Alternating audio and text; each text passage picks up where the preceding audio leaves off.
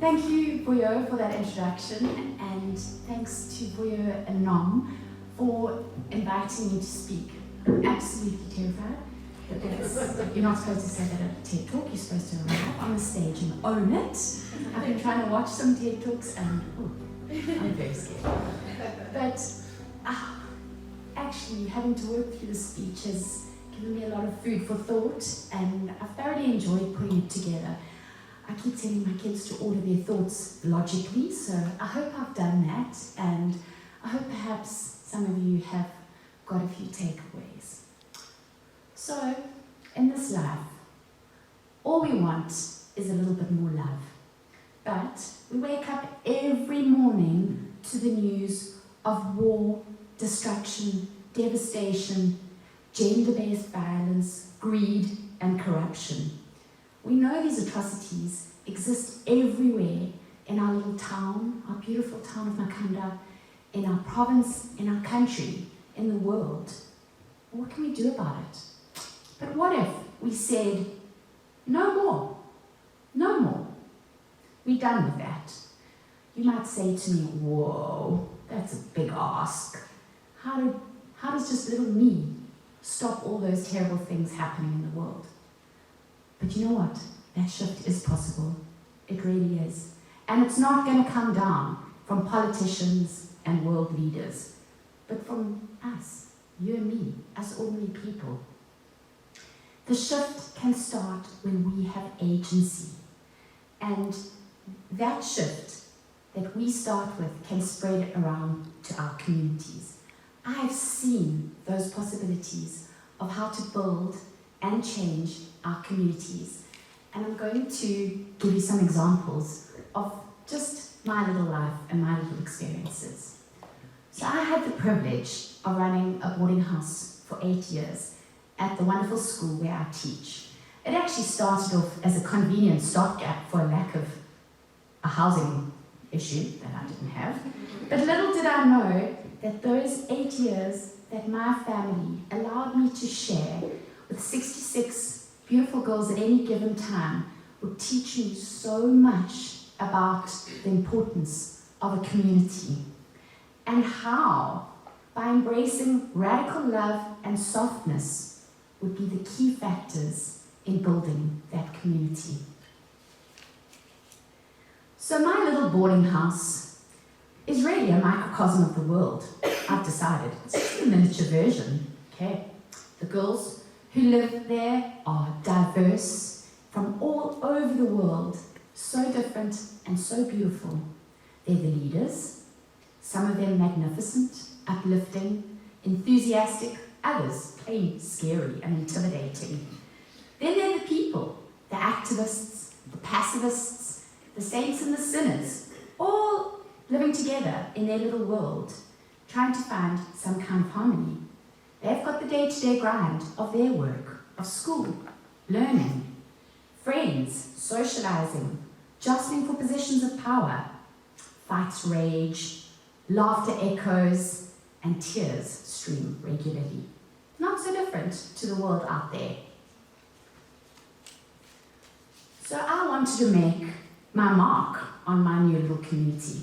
And I believed, I knew exactly how I was going to look after a whole lot of girls. I was going to tick all the boxes that were expected at a school like ours. After all, isn't that the most important thing? You go to school to get the best matric results, to get into your university of choice, and then, life just follows on. There will be discipline and order, there'd be hard work, there'd be physical activity, involvement. Everyone would follow the rules and do exactly what is expected. There'd be equality, no more hierarchy. I was going to get rid of all the horrible things in life. I was going to fix it, and things were going to be just perfect. Ooh, promises, promises. Didn't I sound just like a politician? Whilst my intentions were gloriously good, I forgot many things. Without realizing it, my girls were a community. I could not just come in and demand to be a part of it. I would have to be accepted and loved in my community. And if I really wanted to achieve all the things that I did, the most important shift that I needed to make in my little community would be to increase radical love within it. Obviously not the kind of romantic love that we talk about, but what is referred to in love languages as philia and agape. The idea of brotherly, or in our case, sisterly love. It's about the understanding of each other and the concern for those around us. The community that I stepped in was by no means a perfect one. In fact, it was quite a tough one. There was healing to be achieved. Our space needed to be far more inclusive. It needed to be a home for everyone who lived there. When I took over, the black girls were in the minority, and the white girls had a little understanding of why the situation had been difficult. It's never easy to see and experience something if it doesn't affect you. But when not everyone feels as though they belong, is it really a community? This was something that I wanted to focus on, and I needed us to focus on, to work through with intent and understanding. There was also, at that stage, the silently whispered and almost unused word of hierarchy. Again, many people couldn't understand in a boarding house why this was problematic. After all, everyone gets their turn of being at the top of the pops.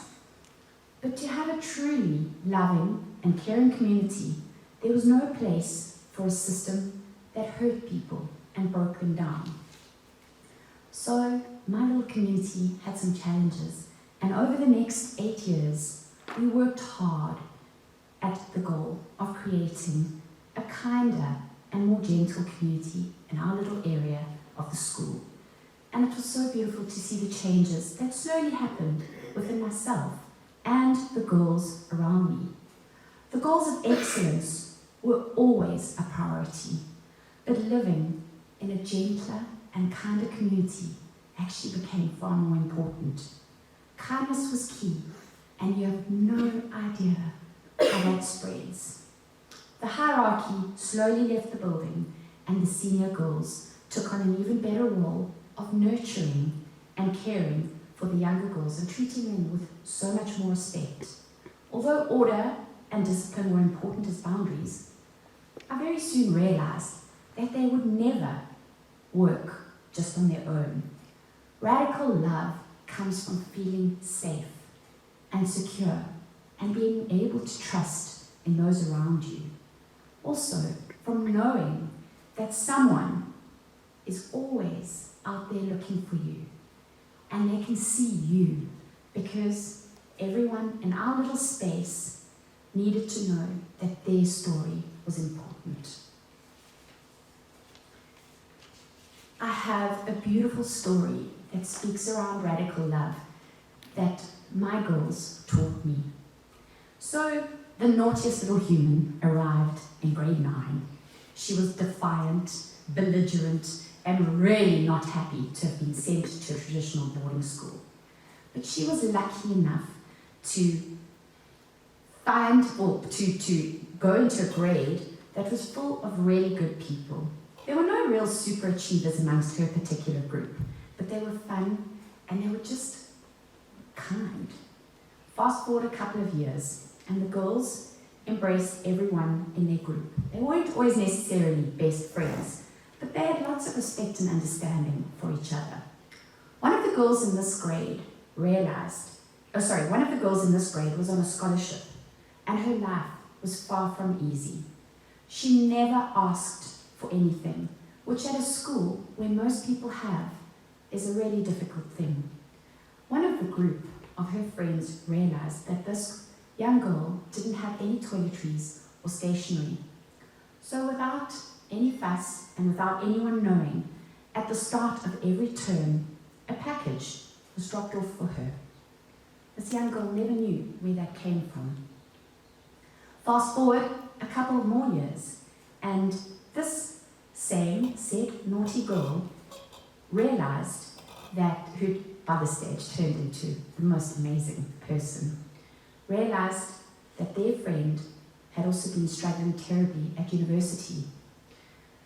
She organised a group of their girls from their grade in that house to crowdfund, and they put together enough money to see their friend through her year at university.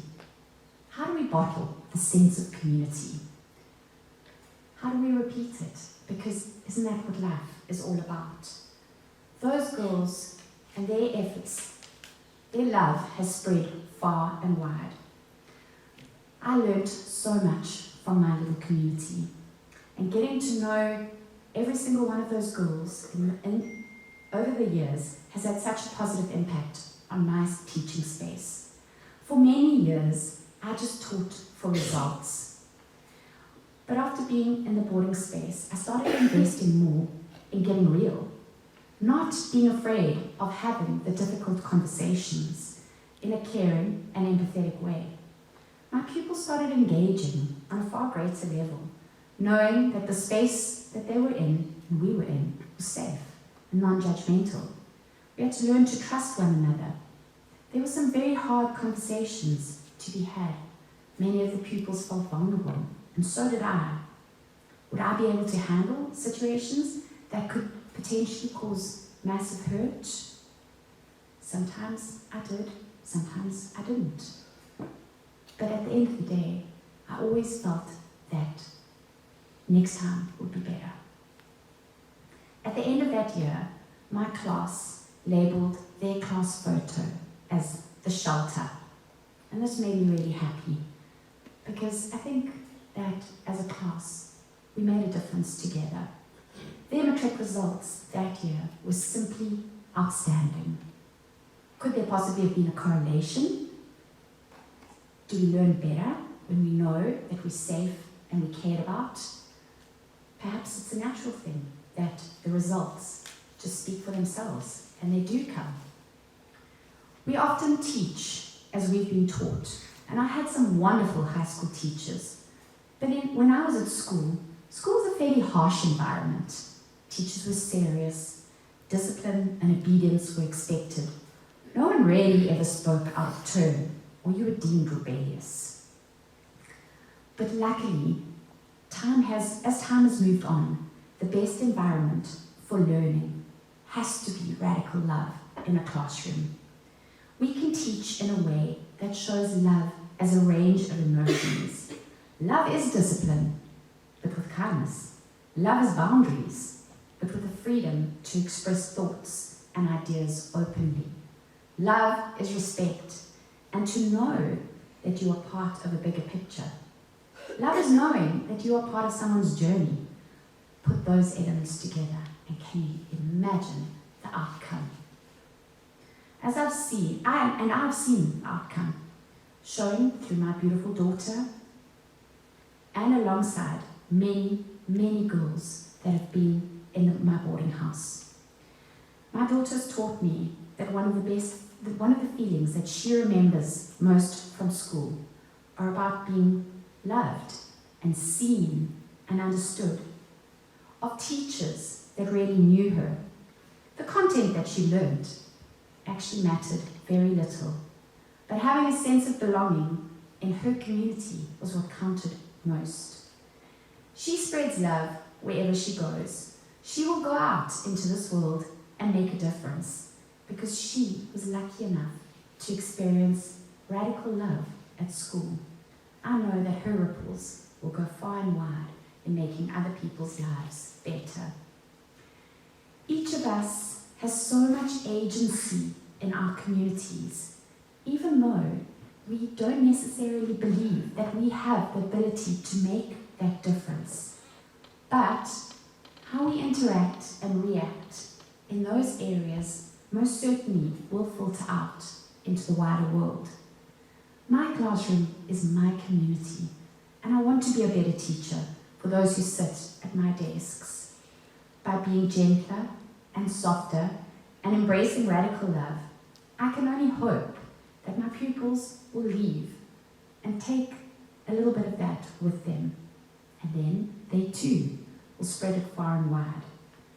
Isn't this what we need? What our town needs? our province, and our country. My 8 years of being in a boarding house, living alongside 66 girls, showed me that how through love, mutual respect and kindness has really led me to a happy place. I truly believe that big shifts in our world simply start at the most basic places. And for me, that has been where I lived and shared a space with these amazing young minds who I know will go out and be better than the generations before.